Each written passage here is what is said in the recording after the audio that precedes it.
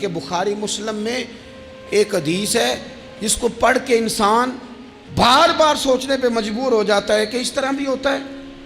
حضرت انس بن مالک رضی اللہ تعالیٰ عنہ ارشاد فرماتے ہیں ہم سب حضور کی بارگاہ میں بیٹھے تھے، بخاری مسلم ہے، نبی پاک علیہ السلام تشریف فرما تھے، حضور کی عادت مبارکہ تھی جہاں موقع آیا حضور بیٹھ گئے، حضور زمین پہ جلوہ فراز تھے، صحابہ کرام نے سوال پوچھنے شروع کیے،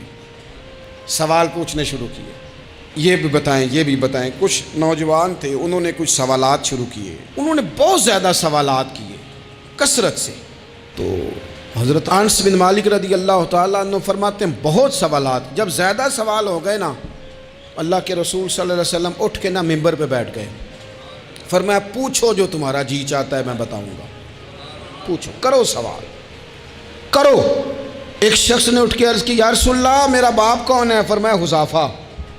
دو لوگ اور اٹھے یا رسول اللہ ہمیں لوگ تانے دیتے ہمارا باپ، فرمایا تمہارا باپ وہی ہے جس کی طرف تم منسوب ہو، اسی باپ کی جائز اولاد ہو۔ ایک بندہ اور اٹھا، اس کا لہجہ بھی کچھ اس طرح کا تھا، کہنے لگا حضور میں جنت میں جاؤں گا کہ جہنم میں؟ کئی دفعہ نا چیزیں راز میں رہیں تو وہ ٹھیک رہتی ہیں، لیکن جن کو راز کھولنے کا شوق ہو ان کے اپنے بھی کھل جایا کرتے ہیں، ان کے کھل جاتے ہیں پھر وہ تکلیف میں آتے ہیں۔ یاد رکھیں حضور میں جنت میں جاؤں گا کہ جہنم میں؟ حضرت انس بن مالک کہتے ہیں کریم بولے، مور لگنے لگی، ہم کانپنے لگے۔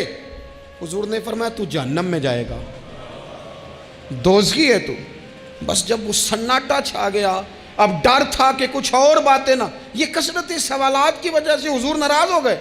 کہتے ہیں فٹافٹ حضرت عمر اٹھے، فٹافٹ، اور کوئی معافی نہیں مانگی، کوئی بات نہیں کی، جناب عمر تھے نا، آئے عمر تیرے جملوں پہ مر جاؤں، ان راہوں پہ قربان جہاں سے عمر چلتے تھے، ہر حکمران تیری بات کرتا ہے پر عمر تیرے ایک ایک فیصلے پہ میری اولادیں قربان۔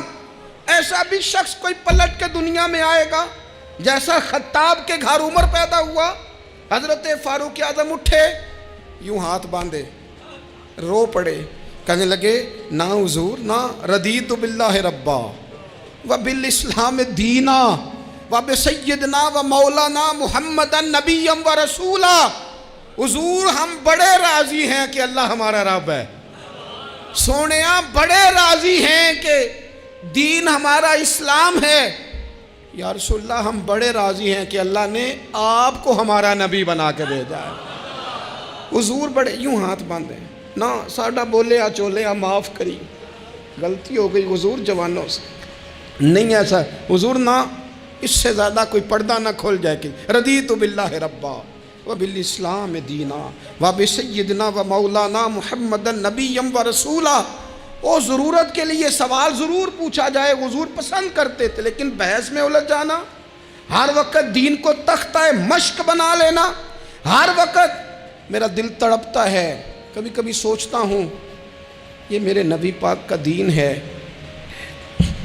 کیا یہ صرف دنیا میں بحث کے لیے آیا ہے؟ جس کو 4 لفظ آئے اس نے میرے حضور کے دین کو ذریعہ بحث بنا لیا۔ صبح بھی بحثیں، شام بھی بحثیں۔ کریم محبوب علیہ السلام نے جو طائف میں روڑے کھائے تھے وہ اس لیے کہ امت بیٹھ کے بحثیں کرے، اس لیے امام علی مقام نے سارا گھرانہ کربلا میں دے دیا کہ تم بحثیں کرو۔ عمل کب کریں گے؟ کرو بحث، صبح بھی کرو، ہر بندہ کرے، مولوی بھی کرے، مفتی بھی کرے، مناظر بھی کرے، اور چلو علماء تو کبھی اعلاء کلمت الحق کے لیے کوئی گفتگو کر بھی لیں، ہر چوک چراہے میں بحث، ہر جگہ مناظرہ۔ خدا را بلا ضرورت تو چھوڑ دیں، بلا وجہ تو چھوڑ دیں، کبھی تو مان کر چلنے کا مزاج بنا لیں، کبھی تو قبول کر لیں۔ یا رسول اللہ رضیت باللہ ربا وبالاسلام دینا وبسیدنا ومولانا محمد نبیا ورسولا۔ حضور بڑے راضی ہیں کہ اللہ ہمارا رب ہے، اسلام ہمارا دین ہے، آپ ہمارے نبی ہیں۔ حضور ہم بڑے ہی راضی ہیں، ہم پر کرم نوازی ہو جائے۔ تو حضور نے فرمایا عمر بیٹھ جا، اللہ تیرے اوپر رحم فرمائے، عمر بیٹھ جانا، رب تیرے اوپر رحم فرمائے۔ قرآن مجید فرقان حمید آپ دیکھیے تو سورہ بقرہ میں سے جو آیہ کریمہ میں نے آج تلاوت کی ہے خطبے میں، اس میں اللہ تعالیٰ نے فرمایا ام تریدون ان تسألوا رسولکم کما سئل موسیٰ من قبل، کیا تم میرے نبی پاک علیہ السلام سے بھی اسی طرح ہی سوال کرنا چاہتے ہو جس طرح حضرت موسیٰ کی قوم نے ان سے کیے تھے؟ جس طرح پہلے حضرت موسیٰ علیہ السلام سے سوال کیا گیا تھا، تم بھی میرے رسول سے اسی طرح سوال کرنے کا ارادہ رکھتے ہو؟ کبھی بنی اسرائیل والوں نے کہا کہ ہمیں پتھر سے پانی نکال کے دیا جائے، کبھی کہا کہ ہمیں کھانا من و سلوہ دیا جائے، کبھی کہا کہ ہم اس وقت مانیں گے جب رب کو اعلانیہ دیکھ لیں گے۔ کیا تم میرے رسول سے بھی اسی طرح ہی سوال جواب کرنا چاہتے ہو؟ ضرورت کے لیے سوال ضرور کریں، یہ پہلا ہی سپارہ ہے۔ حضرت موسیٰ علیہ السلام کا زمانہ مبارکہ ہے۔ ایک شخص نے اپنے کزن کو، اپنے چچا کے بیٹے کو، چچا زاد کو قتل کر دیا اور خود ہی اس کا مدعی بن کے حضرت موسیٰ کے پاس آیا کہ بتائیے جناب میرے اس بھائی کو کس نے قتل کیا ہے؟ حضرت موسیٰ نے ایک سادی سی بات کی، کیا فرمایا؟ وَإِذْ قَالَ مُوسَىٰ لِقَوْمِهِ إِنَّ اللَّهَ يَأْمُرُكُمْ أَن تَذْبَحُوا بَقَرَةً۔ حضرت موسیٰ علیہ السلام نے اپنی قوم سے کہا کہ اللہ تمہیں حکم دیتا ہے کہ ایک گائے ذبح کرو، گائے کا کچھ حصہ مقتول کو مارو، وہ خود اٹھ کے بتا دے گا مجھے کس نے قتل کیا ہے۔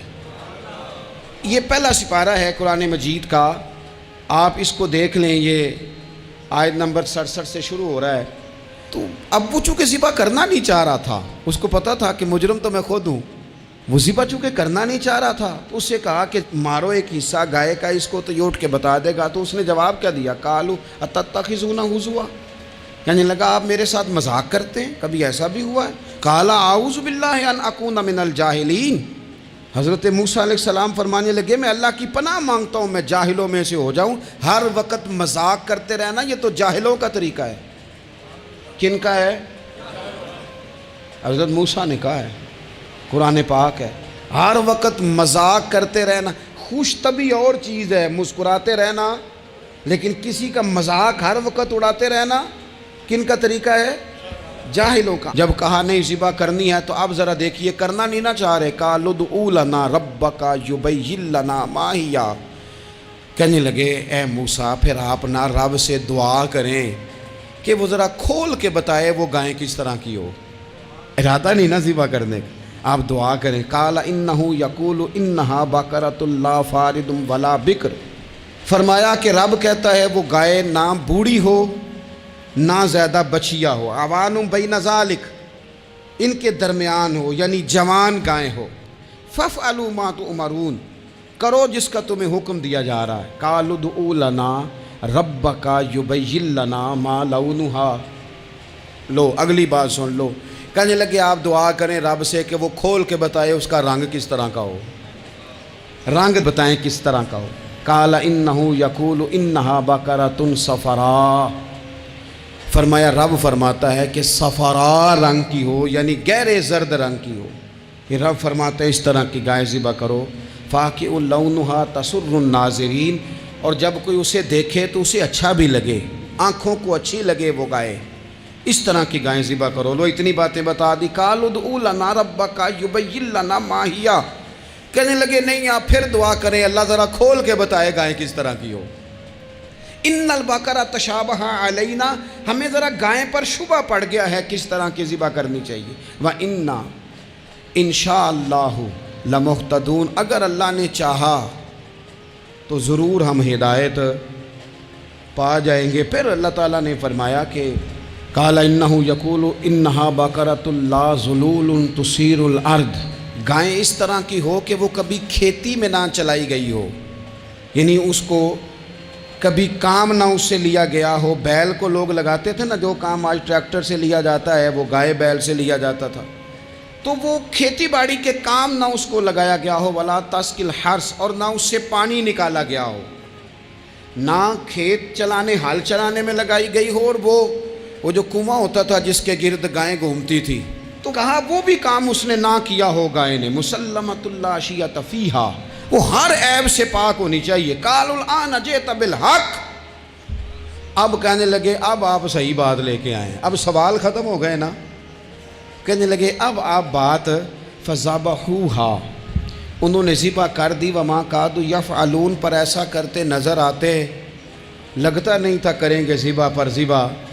اچھا یہ گائیں پھر ملی کیسے؟ امام خازن کہتے ہیں کہ ایک نیک آدمی تھا، تو اس کا آخری وقت آ گیا تو اس کے پاس جو کل جمع پونجی تھی وہ ایک بچیا تھی، گائے کی بچیا ویڑی، اس کے پاس وہ ایک بچیا تھی صرف. تو اس نے اس طرح کیا کہ اس کی گردن پر ایک مہر لگائی، اللہ کے نام پر بطور امانت اس نے اس کو جنگل میں چھوڑا. کہا یا اللہ میرا بیٹا ایک ہی ہے، وہ بھی چھوٹا ہے، اس کی حفاظت کرنا اور میرے بیٹے کو پہنچا دینا.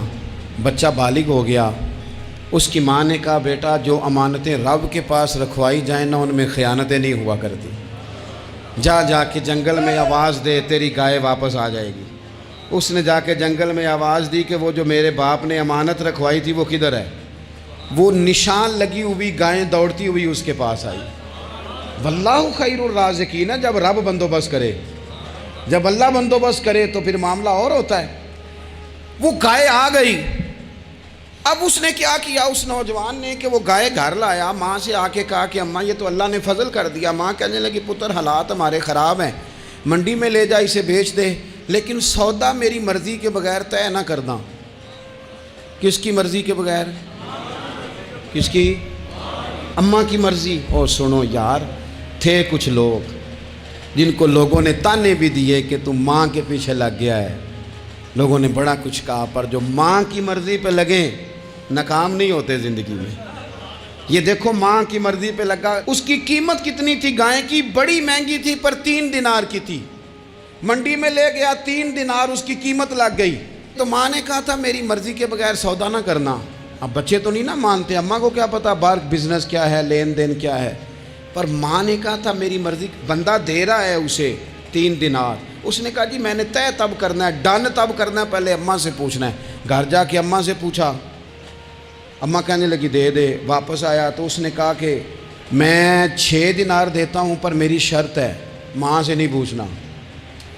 اس نے کہا تو 12 بھی دے، ڈن تب بھی ہونا ہے جب اماں نے کہنا ہے. وہ جب اس طرح کی اس نے گفتگو کی، واپس اپنی والدہ کے پاس گئے. کہنے لگے اماں سمجھ نہیں آتی، 3 دینار کی گائیں بندہ 12 میں خریدنے کو تیار ہے، شرط لگاتا ہے کہ اماں سے نہیں پوچھنا. تو والدہ کہنے لگی پتر پہلے اس سے جا کے پوچھ کیا وہ ہے کون. یہ کوئی روحانی معاملہ ہے، کوئی غیبی مدد ہے، پوچھ. اس سے جا کے پوچھا تو وہ کہنے لگا میں تو فرشتہ ہوں اللہ کا، تو نے گائیں بیچنی نہیں، اس لیے کہ تیرا باپ بھی نیک ہے، تیری ماں بھی نیک ہے. رب تیرے رزق میں برکت پیدا فرمانا چاہتا ہے. ماں باپ نیک ہونا رزق میں برکت ہو جاتی ہے. ماں باپ نیک ہوں، ان کی صالحیت کا اثر پہنچتا ہے بچوں تک. رزق حلال کما کے لانے والے ہوں تو گھر میں برکت ہوتی ہے. جا کے کہا کہ تیرے ماں باپ نیک تھے، اسے نہ بیچنا گائے کو، تو کیا کریں؟ کہنے لگے بنی اسرائیل والے سوال کر کر کے خود مشکل میں آ گئے. اب وہ ایسی گائے جو جوان بھی ہو، یہاں تو ہر غریب آدمی اپنی گائیں یہاں لگا دیتا ہے، کھیتی باڑی میں یہاں لگا دیتا ہے، کنویں میں پانی نکالنے میں تو یہاں تو ہر ایک کی گائیں. تو ایسی گائیں جس کا رنگ بھی اتنا پیارا ہو، زیادہ بوڑھی زیادہ بچی بھی نہ ہو، اور ابھی تک کھیت میں بھی نہ لگی ہو، وہ سوائے تیرے کہیں نہیں ہے. اس نے کہا چل پھر مہربانی کر بتا میں کتنے کو دوں گائیں، اگر وہ آ جائیں تو کتنے کو بیچنی ہے. اسے کہنا کوئی نہیں، ریٹ تو زیادہ کرنا ہی نہیں. ان سے کہنا گائے کے اندر سے گوشت نکال دیں اور جتنا گوشت ہے اتنے پیسے بھر دیں، اس کی کھلڑی بھر دیں. اب وہ بنی اسرائیل والے ڈھونڈتے پہنچ گئے. کہا جناب گائیں 3 دینار کیا 6 لے لو. اس نے کہا نہ بھائی، ذبح کروں گا، گوشت نکالوں گا، جتنا وزن گوشت کا ہے اتنے پیسے بھرو گے کھال میں تو پھر گائے تمہیں ملے گی. اب مجبور تھے، کیا کرتے؟ ابن کثیر حدیث لائے ہیں، امام سیوطی نے در منصور میں بھی لکھی ہے. نبی پاک صلی اللہ علیہ وسلم نے فرمایا سنو جوانوں، اور اسے دل کی تختی پہ لکھو. نبی پاک علیہ السلام نے فرمایا اگر بنی اسرائیل والے زیادہ سوال نہ کرتے تو اتنی مشکل کا شکار نہ ہوتے.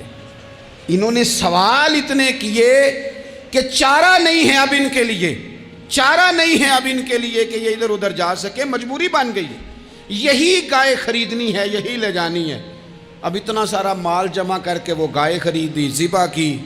تو مقتول کو جب اس کا ایک حصہ مارا تو اس نے اٹھ کے کہہ دیا یہ جو مدعی بنا ہوا ہے نا، یہی تو میرا قاتل ہے، یہی تو میرا قاتل ہے، یہی تو ہے، اس نے یہ سارا کام کیا ہے. تو زیادہ سوالات کرنا، بہت زیادہ سوالات کرنا، ہر وقت بحث میں رہنا، نبی پاک صلی اللہ تعالیٰ علیہ وسلم نے منع فرمایا۔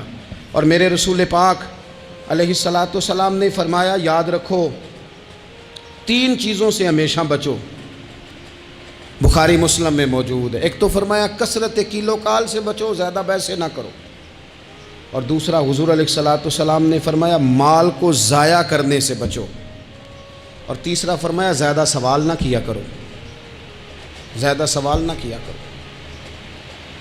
ایک مقام پہ نبی پاک علیہ السلام نے فرمایا حج فرض ہے۔